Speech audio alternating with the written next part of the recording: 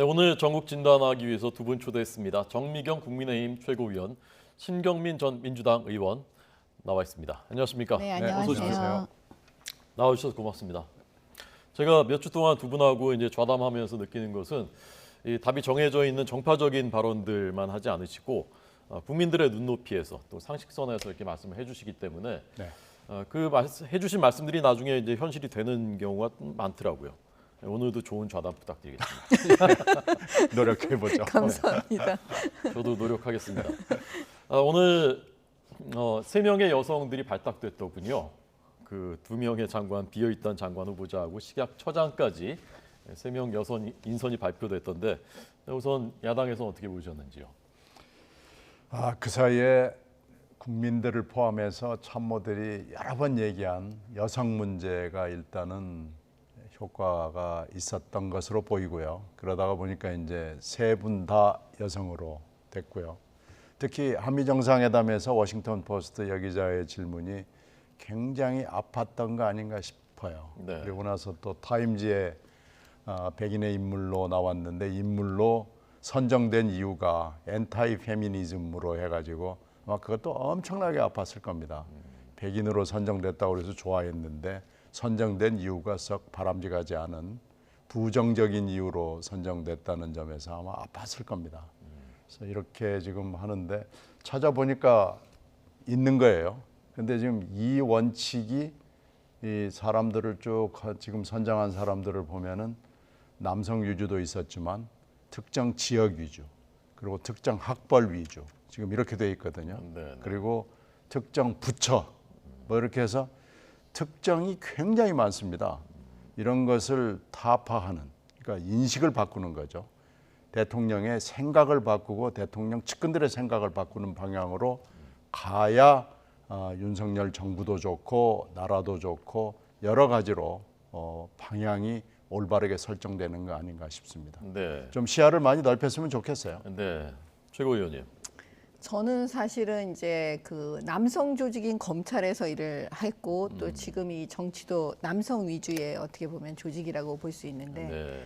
그러면서 진짜 그 마음고생도 많이 하고 무엇이 구조적인 문제인가도 사실 많이 겪어보고 그렇군요. 저뿐만 아니라 아마 그 일하는 여성들이 많이 느꼈을 거예요. 말로 네. 표현은 안 하지만. 네. 네. 물론 지금의 시절하고는 좀 다릅니다. 지금 자라나는 아이들, 여성들, 그 딸들의 시대는 좀 다랬는데 우리 때는 아마 좀 그랬을 거예요. 근데 이번에 그래도 그 윤석열 대통령께서 제가 적어왔어요. 네, 좀 네. 감동을 먹어가지고 네, 뭐냐면 솔직하게 인정을 하시는 그 지점에서 약간 좀 울컥했습니다. 뭐냐면 제가 정치를 시작한 지 얼마 안 돼서 시야가 좁아 그랬던 것 같은데 이제 더 크게 보도록 하겠다. 이게 솔직하게 인정하고 이제 이렇게 이번에는 여성에게 기회를 주겠다 이렇게 말씀하시는 거에 약간 마음이 네. 이렇게 움직여지더라고요. 네, 네. 그래서 이런 솔직함 앞으로도 이걸 국민들께 계속 좀 보여주시면 예. 좋겠다 그런 예. 마음이 들었습니다. 네. 이번 지방선거에서 그 여성 표심도 움직일지 모르겠네요. 저 움직일 것 같아요. 이상하게 제 마음이 움직이는 걸 보니까 이거 네. 움직일 수 있겠다는 생각이 듭니다. 아니 뭐 이런 것들을 고려하지 않을 수는 없는 거죠. 인사권자 뭐 입장에서 선거를. 고려했으니까 뭐 네. 오늘 이런 인사 결과가 나왔겠죠. 네. 고려하지 않을 수가 없는 게요. 이렇게 가서는 이 윤 정부가 성공할 수 없습니다. 이렇게 좁게 가고 또 특히 사람이 중요한데 사람을 이렇게 좁게 써가지고는요 절대로 성공할 수 없습니다. 그래서 이거 인식을 바꾸지 않으면 네. 윤 정부만 힘들어지는 게 아니고 나라 전체가 힘들어집니다. 네. 이 박순애 지명자는 또 안철수계이기도 하고 그렇다면은 이제 안철수계 중에서는 국무위원 중에는 첫 발탁이기도 하더군요. 그렇죠. 이제 처음에 사실은 인수위원장을 네네. 그 안철수 전 대표가 하셨잖아요. 네네. 그런데 이제 그 협치 공동정부 말씀을 많이 하셨는데 그래도 이제 안철수 대표 그 추천하신 분을 네. 또 이렇게 여성을 또 이렇게 장관으로 부총리로 또 해주시고 이러니까 그 국민들께서 보시기에 이거 참 좋다. 예. 일단 좋습니다. 그냥 느낌이. 네. 오늘 그 여성 그 후보자들 발표가 되고 또 첫 국무회의가 공교롭게 뭐 이날로 일부러 맞춘 것은 아니겠지만 세종에서 열렸거든요. 그래서 또 대통령의 발언이 공개됐고 잠깐 한번 들어보겠습니다. 네. 어느 지역에 살든 상관없이 우리 국민 모두는 공정한 기회를 누려야 합니다. 이것은 새 정부가 지향하는 공정의 가치이기도 합니다. 또 이 지방시대는 인구 절벽의 해법이기도 한 만큼 중장기 전략이 매우 중요하고 여러분들의 활발한 토론을 기대합니다. 한덕수 총리님을 중심으로 국무위원들께서 원팀이 돼서 국가 전체를 바라보고 일해 주시기를 거듭 당부드립니다. 고맙습니다. 네, 첫 정례 국무회의 세종에서 열렸고 또 지방시대를 강조했고 어떻게 들으셨습니까? 지금 뭐 당연히 강조해야 될 얘기를 한 거고요. 세종으로 간 것은 사실은 어떻게 보면 상징성으로 보면 첫 국무회의를 거기서 했으면 더 좋았을 뻔했다는 생각은 들어요. 하여튼 늦었지만 그래도 세종에서 국무회의를 한 건 잘했고요. 거기서 또 지방시대 얘기하고 한 것도 잘했고요. 근데 이제 하여튼 말한 대로 좀 해야 됩니다. 근데 지금까지 윤석열 당선인과 지금 짧은 기간이지만 대통령으로서 하는 거 보면은 저희들은 그런 인상을 받았어요. 굉장히 돌직구형이더라고요. 그냥 옆에서 아무리 만류하고 그래도 돌직구형인데 돌직구형의 장점도 있지만 단점도 물론 있죠. 잘 판단하면 돌직구가 굉장히 성공적이지만 잘못 판단하면 뭐 완전 실패할 수가 있기 때문에요. 그리고 이분이 자기가 말한 거에 대해서 굉장히 신경을 많이 쓰는 편이에요. 근데 잘못된 발언을 해놓고 그걸 지키려고 노력을 하면은 곤란한데 이 신축성이나 유연성은 좀 떨어진다라는 느낌을 저희들이 이 한덕수 총리 인준 과정이랄지 청와대 이전 문제랄지 그리고 몇 개의 인사나 정책을 통해서 보고 받는 느낌인데요. 장점은 좀 살렸으면 좋겠어요. 근데 단점이 못지않게 많이 있다는 점을 알아야죠. 그러려면은 좋은 사람이 옆에 있어야 되는 게 필수적입니다. 근데 지금 그 점에 있어서 뭐 오늘 인사를 평하는 건 아니고요. 전체적으로 장차관 인사를 쭉 보면서 좀 걱정이 되긴 돼요. 네. 아마 지금 그 신 의원님 말씀하신 것이 많은 국민들이 그 생각하는 것들의 한 단편인 것 같은데요. 장점이 있지만 유연성과 신축성이 부족한 것 아니냐, 그리고 옆에 이제 좋은 사람들이 지금 돕고 있느냐, 그 부분에 대해서 어떻게 생각하십니까? 지금 이제 처음 시작하는 이제 상황이니까요. 네. 저는 사실 아까 그 윤석열 대통령의 그 여성 문제에 대해서도 본인이 솔직하게 인정하고 그다음에 새롭게 가잖아요.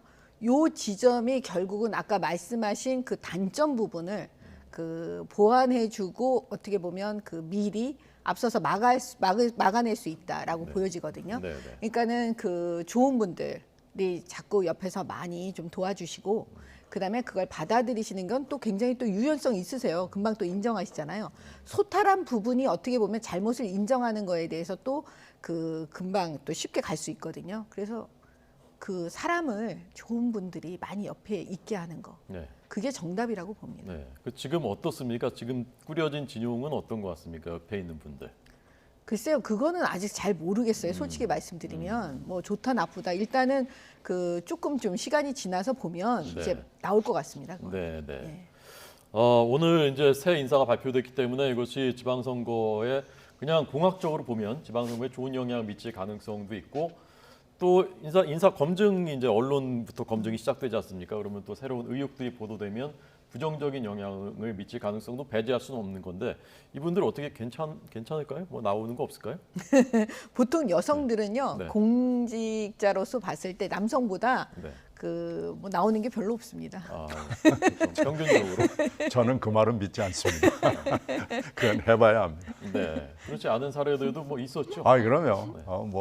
이 대라고 그러면 뭐 굉장히 많기 때문에 남녀로 비리의 그 다과를 측정하는 건 저는 부정합니다. 네. 이분들은 놓고 말씀드리는 것은 아닙니다. 이제 과거에 이제 그랬었다는 그 일반론을 말씀드리는 거고요. 인사 검증을 이제 이번 사례부터 법무부가 하게 될 것 같습니다. 이 부분에 대해서 할 말이 있으실 것 같습니다.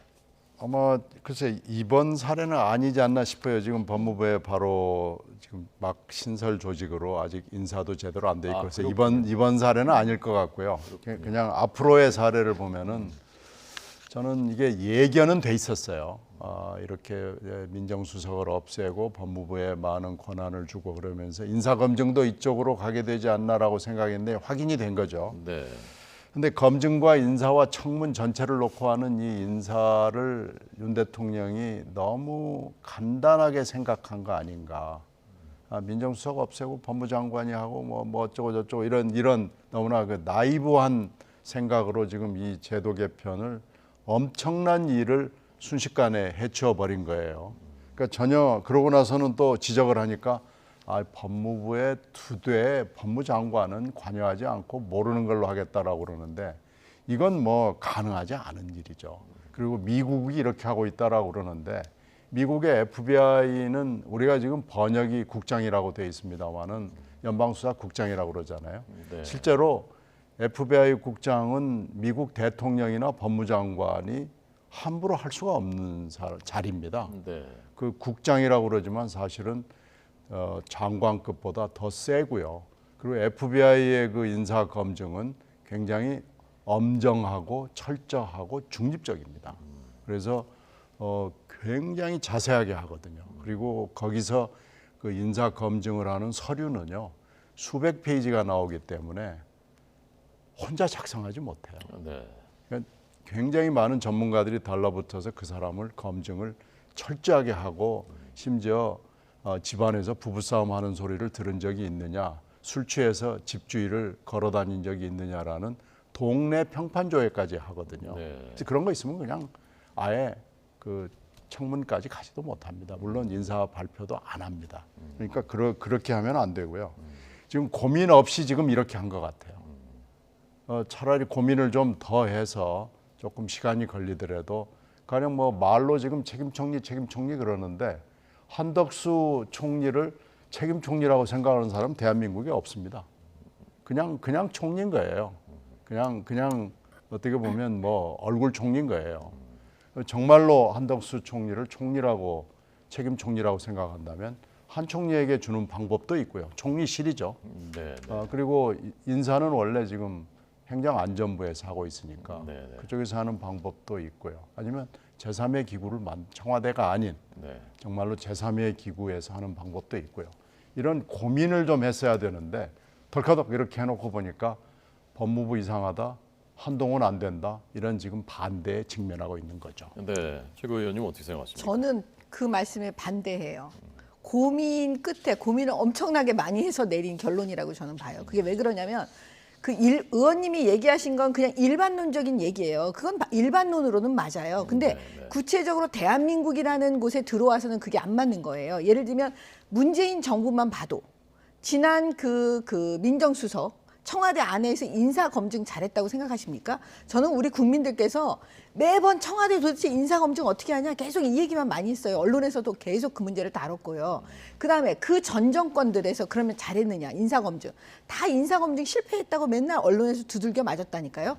그러면 기본적으로 청와대 인사 검증은 일단 실패했다라고 저는 봐요. 네. 그럼 고민은 거기에서 시작되는 거거든요. 네. 그러면 윤석열 대통령은 생각했을 거예요. 그러면 이 앞으로 인사검증을 어떻게 할 거냐. 또 청와대 내부에 대해서 민정수석을 둬서 되느냐. 그러면 안 된다 그거는. 그러면 검경에 주겠다고 그러는데 그러면 행안부에다가 주면요. 결국 경찰에 주는 거잖아요. 그러면 경찰공화국 되는 거예요. 예를 들면 그렇게 비판할 거예요. 또 법무부에 주면 검찰공화국 얘기 나올 거예요. 그럼 민정수석은 없고. 그다음에 국무총리를 얘기하셨는데요.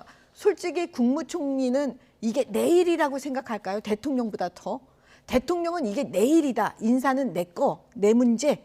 이 인사가 실패하면 이건 나의 실패다. 이렇게 생각할 수 있지만 국무총리는 일단 한 달이 건넌다니까요. 그러니까 그런 책임 문제 이 부분에 있어서 저는 덜하다고 봐요. 그렇기 때문에 결국은 뭐냐면 이걸 법무부에 두는 거는 결국은 그 대통령 입장에서는 본인이 또 검찰총장 출신이잖아요. 만약에 인사가 실패되면 모든 건 다 대통령 책임이 돼버린다니까요. 그걸 감수하고서라도 내가 이걸 법무부에 둬서 제대로 인사검증 시키겠다라는 저는 뜻이라고 봅니다. 네. 자, 그 얘기가 나온 김에 이 원래 그 주제는 아니었는데 궁금해서 아까 한덕수 책임총리 말씀하시니까 네. 그 윤종원 국무조정실장을 쓰겠다라고 하니까 이제 당에서는 지금 여당에서는 네, 반대하죠. 문정부 때의 경제수석이었고 네. 그러면 그 실패한 정책을 인정하는 것 아니냐라고 반대하고 있는데 그 부분은 어떻게 생각하십니까? 글쎄 뭐 권성동 지금 원내대표가 이 부분을 가지고 굉장히 열을 올리는데 뭐 권 원내대표의 얘기가 일리는 있어요. 근데 그렇게 따지면 한덕수 총리는 안 써야죠. 그런 논리라면은 네. 한덕수 총리야말로 노무현 정부 그리고 이 DJ 정부에서 핵심적인 역할들을 엄청나게 많이 한 거 아니겠어요? 네, 네. 그러면 그때도 반대를 했어야 되는 게 맞죠. 네. 근데 지금 직전에 한 거고 뭐 여러 가지 차이점을 얘기를 하긴 합니다만은 논리적으로는 좀 맞지 않고요. 이 지금 거론되는 이분은 보니까 한덕수 총리의 거의 복사판이더라고요. 여러 정권에서 굉장히 중요한 일들을 많이 했더라고요. 그래서 한덕수 총리가 이뻐할 수밖에 없는 사람인 것 같기는 해요. 네. 네, 그렇게 따지면은 둘 다 날려야죠. 한덕수 네. 총리도 날리고 지금 뭐 문제로 되고 있는 분도 날리고 그래야죠. 네. 지금 보여드리는 화면이 오늘 이제 세종에서 열리고 있는 꼭 보여드리려고 하면 이제 끊더라고요. 다시 보여드리겠습니다. 오늘 세종에서 열렸던 국무회의 후에 기념 촬영하는 그 모습이.